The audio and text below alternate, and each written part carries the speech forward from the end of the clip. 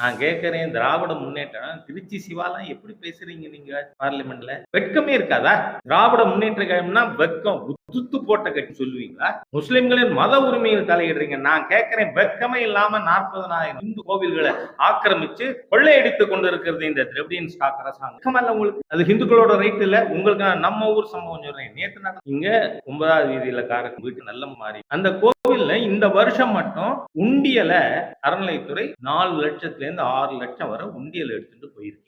நான் கேட்கிறேன், கோவில்ல உண்டியல்ல விழுந்த காசு எடுக்கிறிய வெக்கம் இல்ல உங்களுக்கு? ஒரு எலக்ட்ரிசிட்டி பில்லு கட்டுறீங்களா? அறநிலைத்துறை விளக்கு போடுறீங்களாயா? வெக்கமா இல்ல? அந்த பணத்தை திருடிட்டு போனீங்கன்னு சொல்லல. இந்துக்களோட மத உரிமைகளை இப்படி தட்டி பறிக்கிற வெக்கங்கட்ட திமுகவின் எம்பி ராஜ்யசபால பேசலாமா? லோக்சபால பேசலாமா? அதுவும் நான் கேட்கிறேன், தமிழக முதலமைச்சர் லெட்டர் எழுதுறாரு, பெட்டிஷன் பார்ட்டியா போயிட்டார் முதலமைச்சர். எப்படி எழுதுவீங்க? தமிழ்நாட்டில் இவ்வளவு நடந்திருக்கே. ஹெச் ராஜாவுக்கு தெரிஞ்சது உங்களுக்கு தெரியாதா? அப்ப அந்த ஹிந்து கோவில் முஸ்லிம்கள்ட்ட கொடுத்துருவீங்களா? ஹிந்து விரோத தீய சக்தி திராவிட முன்னேற்ற கழகங்கிறதுக்கு இந்த வக்ஃப் போர்டு விஷயத்துல இந்த திருத்தத்தை அப்போஸ் பண்ண எல்லா பார்ட்டியுமே ஹிந்து விரோதிகள் தான். இந்த ஆட்சி நீடித்தாலே அடுத்த தலைமுறைக்கு மிகப்பெரிய ஆபத்து.